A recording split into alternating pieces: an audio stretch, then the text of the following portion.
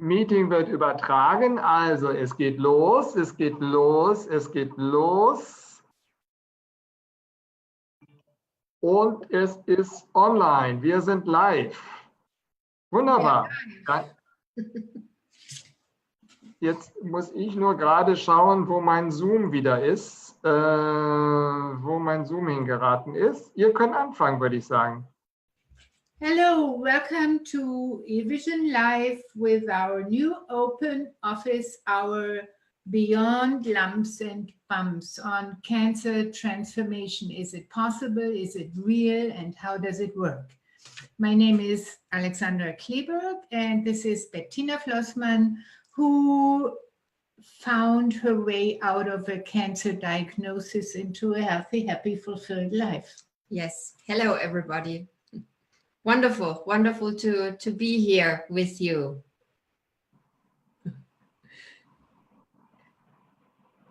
So we don't have any visitors yet. So let's also for our Facebook audience, invite them to come over to Zoom. So let's check if anybody is already there in Facebook. And I'm not sure if this is a case. Is this a case? There is one person on Facebook. So if you want to join us, just you see in the Facebook in the inscription, in the description, the introduction, you see the Zoom link. Yeah, there you can participate live in our meeting. You just click on that link and you get into Zoom, and most welcome.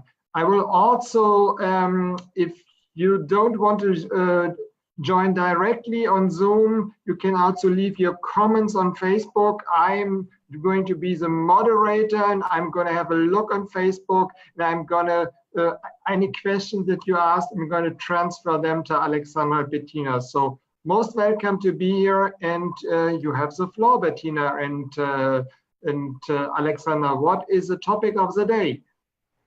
The topic of the day is the power, the awakening power of a diagnosis. So maybe Bettina, you call your diagnosis call for life. Yes. It was really an awakening power, and you knew all sorts of things before. But Yes. What was the difference before and afterwards? I mean, before my diagnosis, I've been on this journey of personal development, spirituality for many, many years. So I've been reading a lot of books. I've been visiting a lot of seminars, etc. But the big change came when or after I've had this diagnosis, because only then I really started to integrate what I knew in my head, and I started to live this. Yeah. Why didn't you do that before? You said you knew all that stuff. You knew how to be happy and healthy, to be conscious and to move forward. What hindered you? This is such a good question, and it took me a while to really find the answer for that, because yes, I knew so many things. I think one of the main reasons was that I had a certain habit of living life before my diagnosis, and somehow, yes, I could feel I feel a lot of tension, I feel stress, I feel a lot of fear, but I got used to it. Yeah, so it was my normal state at that time. Yeah, and so this. And you didn't want to get out of that? Well, I did, but I didn't know how. And also I didn't believe that I had the power to do so, that I could do it. Yeah, I think I was very much in a kind of victim mode, that kind of life was happening to me. And I was struggling with life. Yeah, I was struggling with daily life. I still am a single mom, And yeah, I had a lot of challenges to get us through. Yeah, my daughter and I. So I didn't have her father didn't support us also financially. So I was really on my own with this whole situation, and I felt totally overwhelmed and thought, oh well, I can't handle this situation, yet at the same time I had to. So there was a lot of helplessness, and I couldn't see a way out of this whole situation. I felt trapped.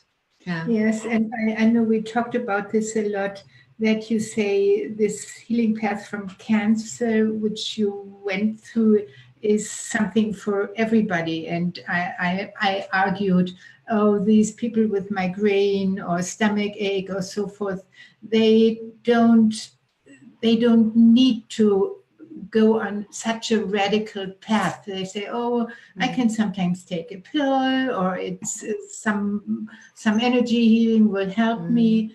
And maybe you were in that mood before, that you didn't really have to do this radical change because somehow it worked that way you did it. Yes, right?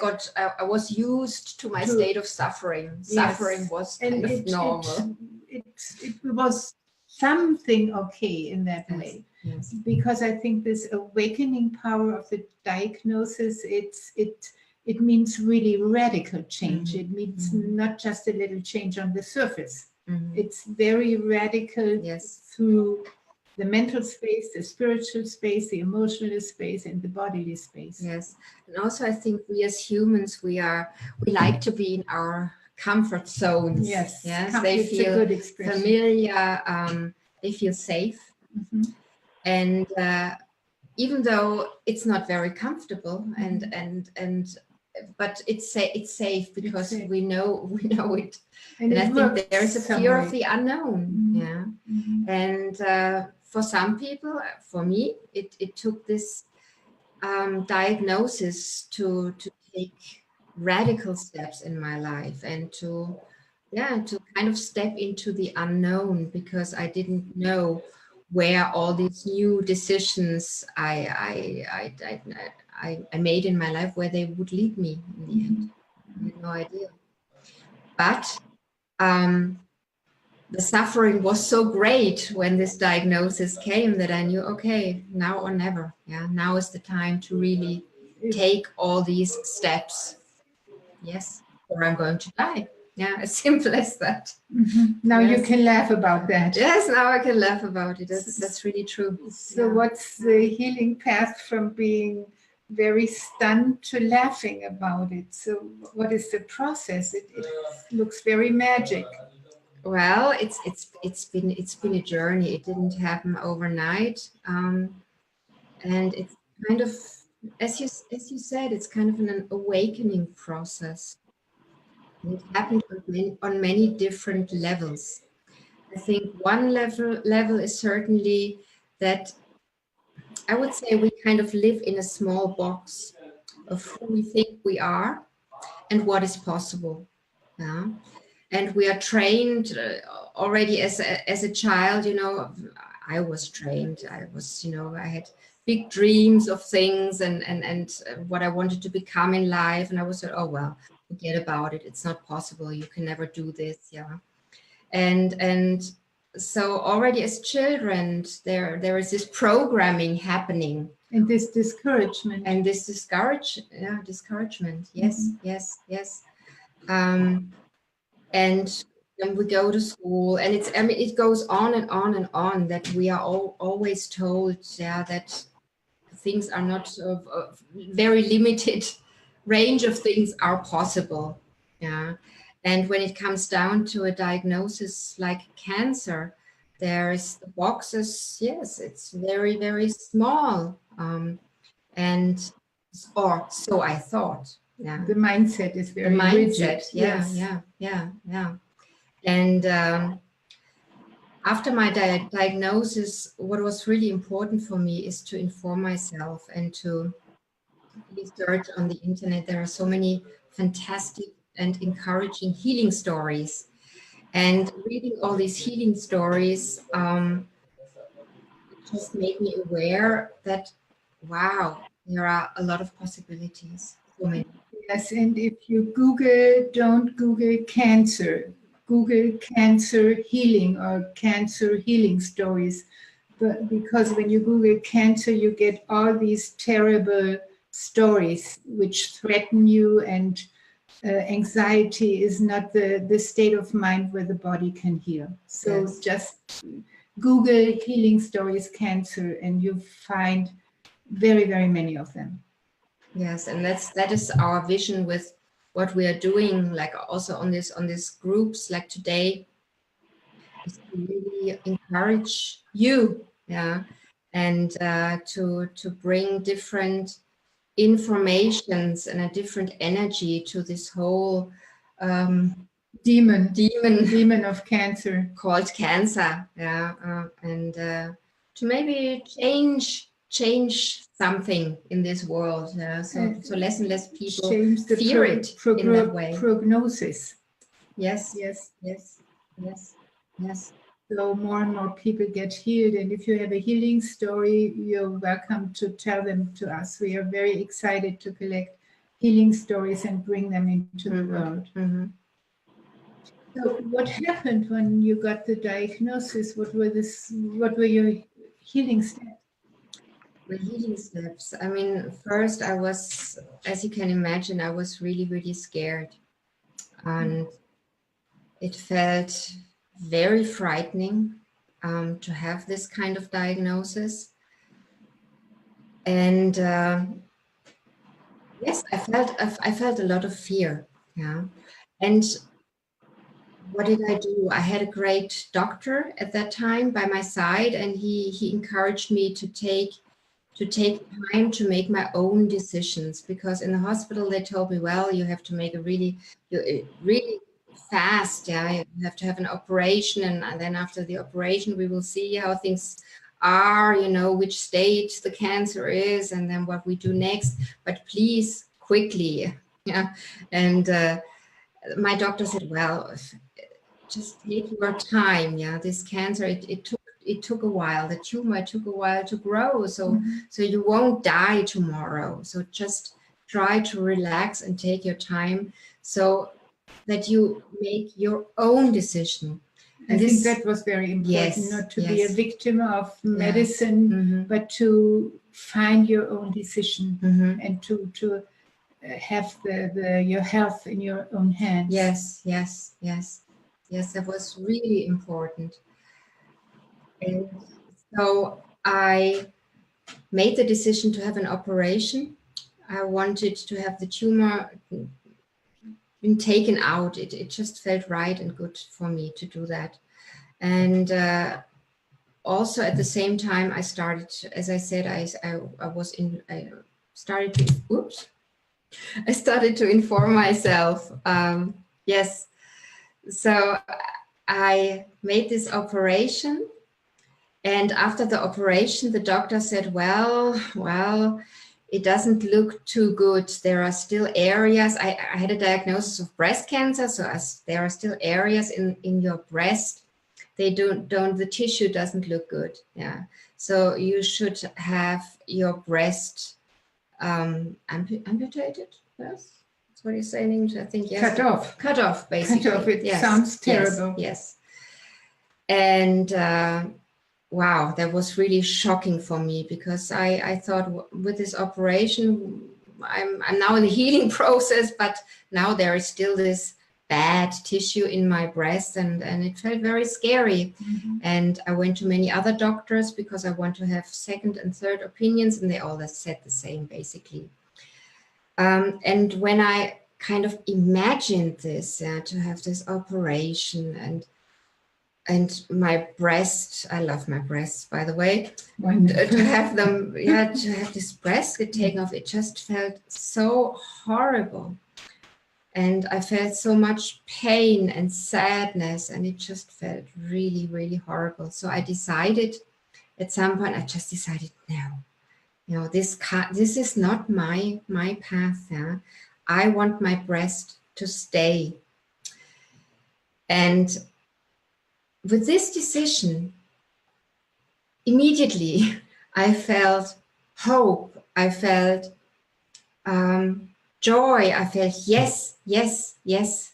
It just feels really good to make this decision. Yes, I think this is a very important process, that you don't listen only to what doctors say and what they decide.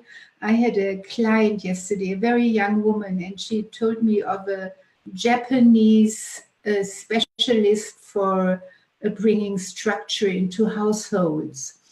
And she seems to have a video in Japan, where she teaches that to people.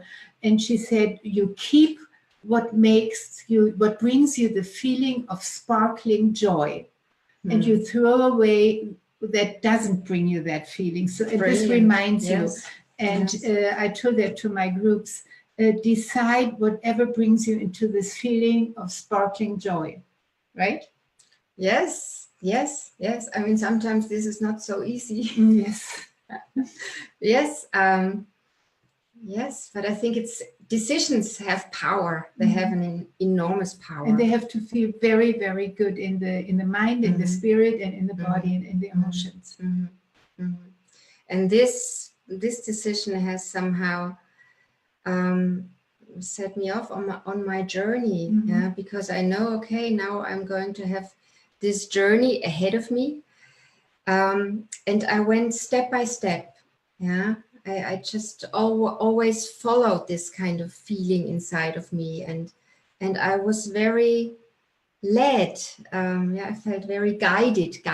Yeah, and what did the doctor say when you said, I don't want to do this? Did you tell it to them? Or no. you never visited them? No, I never visited them again. Okay. No.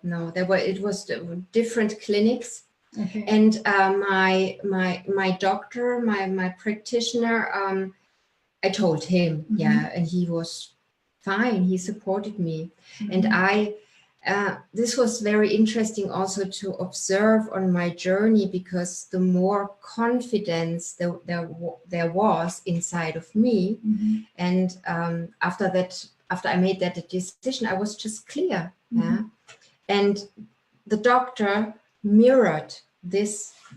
He was clarity. Confident too then? Yes, Okay. yes, because I didn't feel, I didn't sit there and I was hesitant and I was full of doubts. I was clear.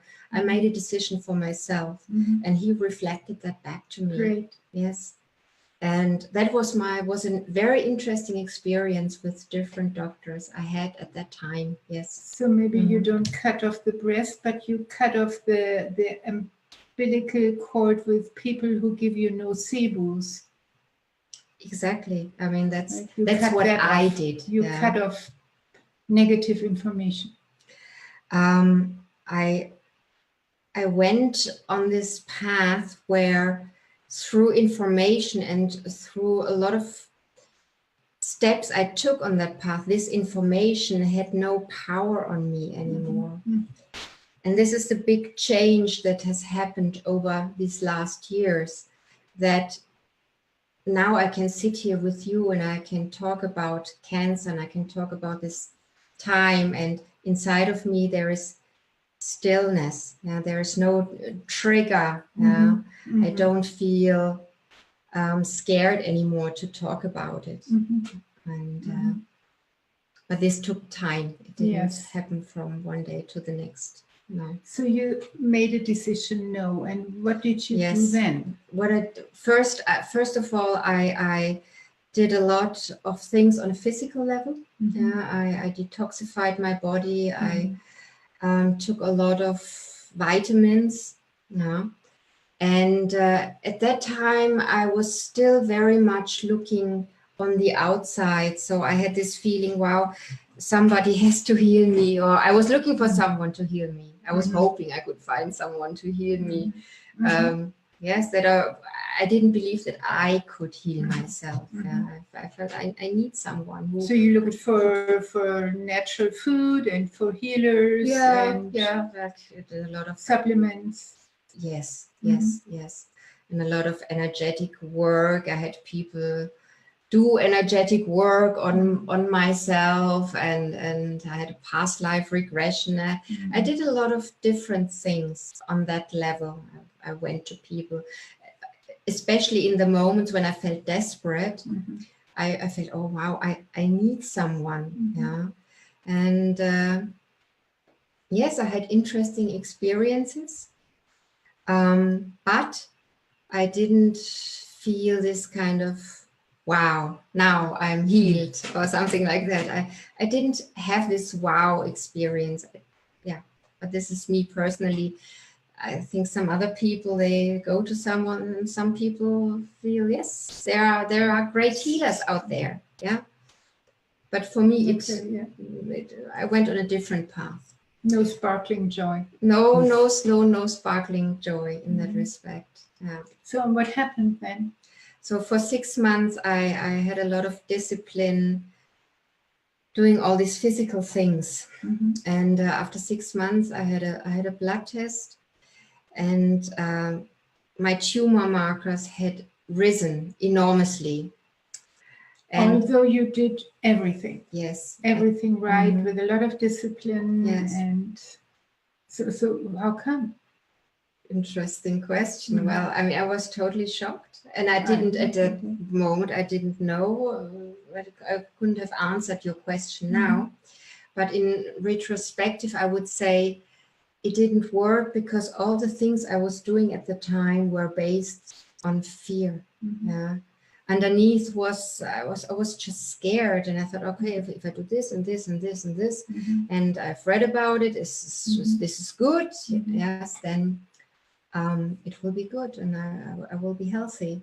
And fear drove you to find something outside. Yes. To like somebody who's almost getting underwater and tries to have a branch or something like that which could save him. I was just grasping all the little straws for help.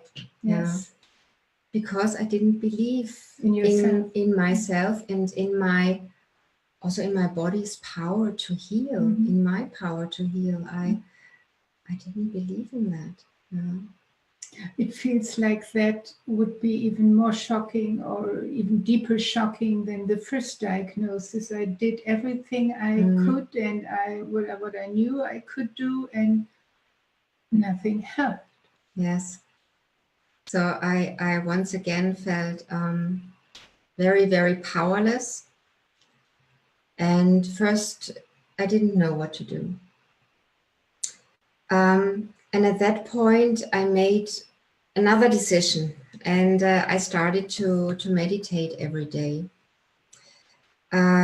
I came across a great book by Joe Dispenza, You Are the Placebo.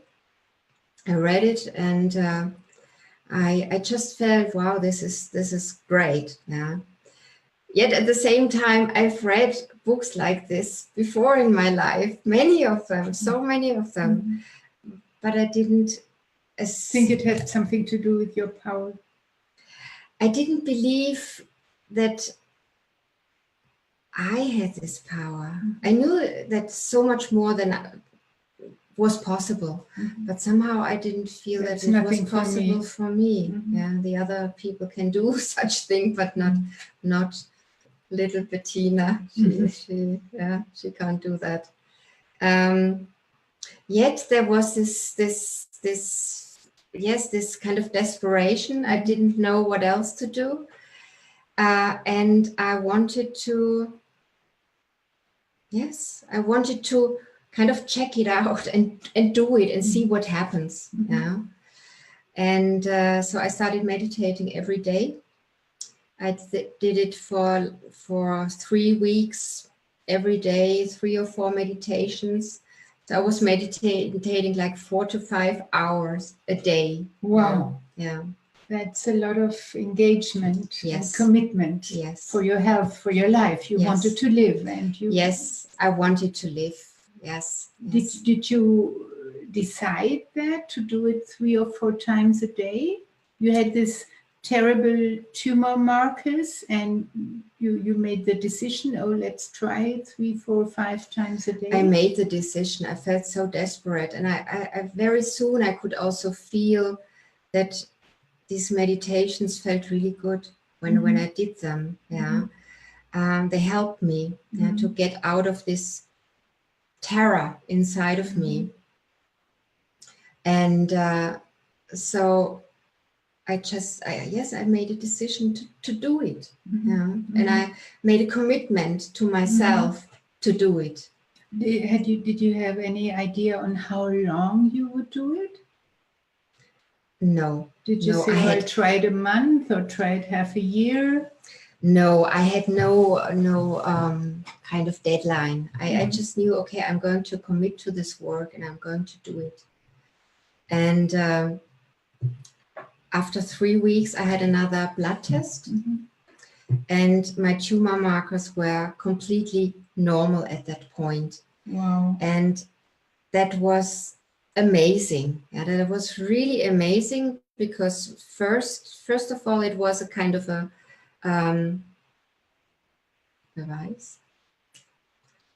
proof. A proof, yeah.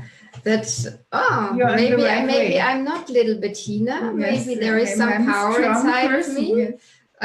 Maybe I can really influence my body, my state of being, my life, yeah.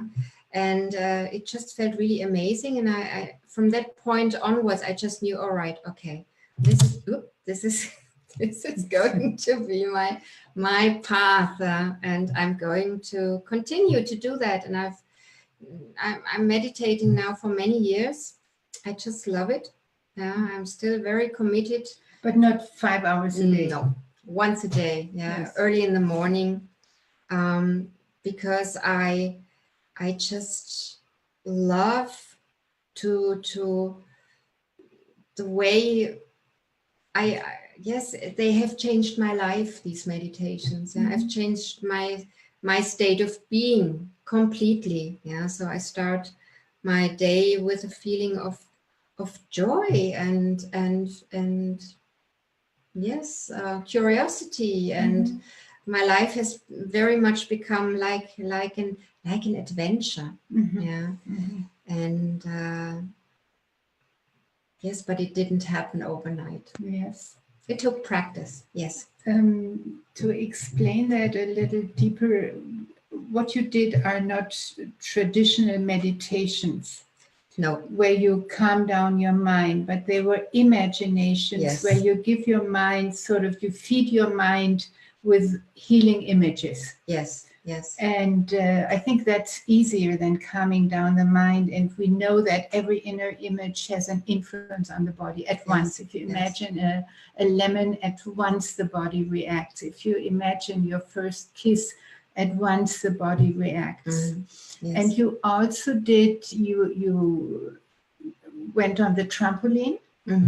And you did that half an hour. And I think now we know from science that movement is very, very important for healing. And I think you did this combination of doing something for your mind and your spirit, and then bring it down into your body by just jumping like a little child. Yes, yes. And as a Jungian psychoanalyst, I often say that a big part in the healing is the inner child. It's this sparkling joy, this adventure, this curiosity that awakens. And I think that's what your healing path was like. I think basically this is our natural state. Yes, absolutely. That sparkling joy. Yeah.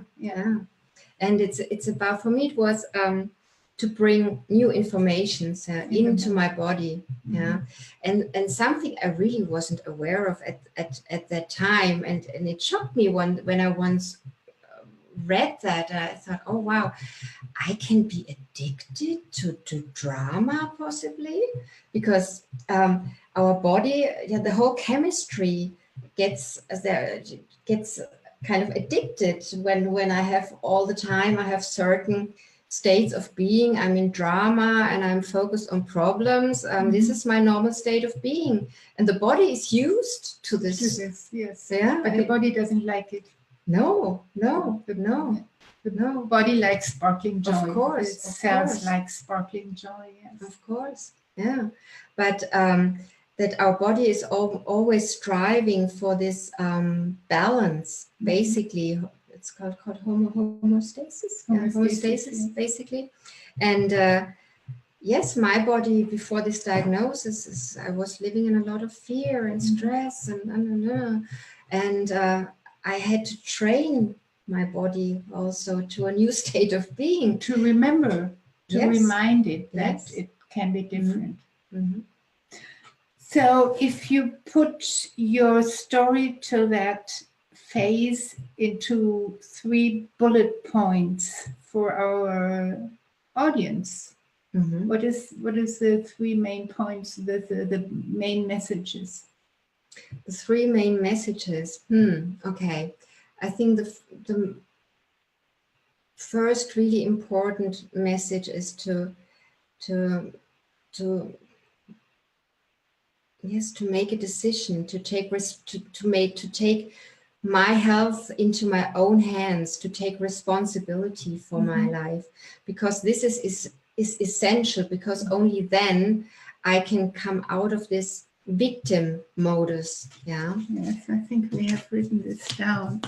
From victim to victor. Yes. From problem to chance. And from frozen to space of possibilities. That's beautiful. Yeah. So I think that's the first very important step. Yeah, to take responsibility and not to point the finger anymore. Yeah, but to really take responsibility and to look inside. Yeah, and to also see why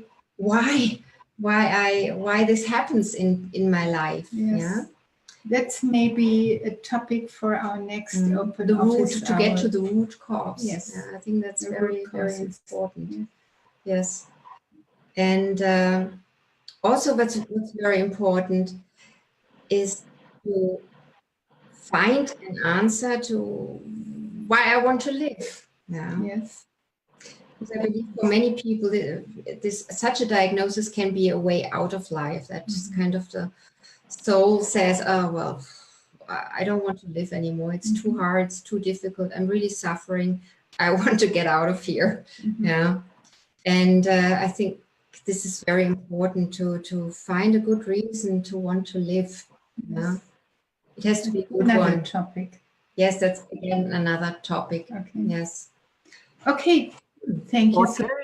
Okay. Thank you, both of you. I think this was quite interesting. So you who are watching us, you see there are other topics to come, and you're watching here the open office hour of Bettina and Alexandra on the topic of cancer, and they have everyone's a free open office hour. Yeah, beyond bumps and lumps. This is the topic, and well, we have to see how other people can maybe get into this to ask questions. We have not reached them yet, apparently. Or also maybe the English-speaking world is even more reluctant to ask questions. So maybe as we had the German episode just before the German office hour, maybe there are questions from there that you would maybe like to answer, Alexandra and Bettina.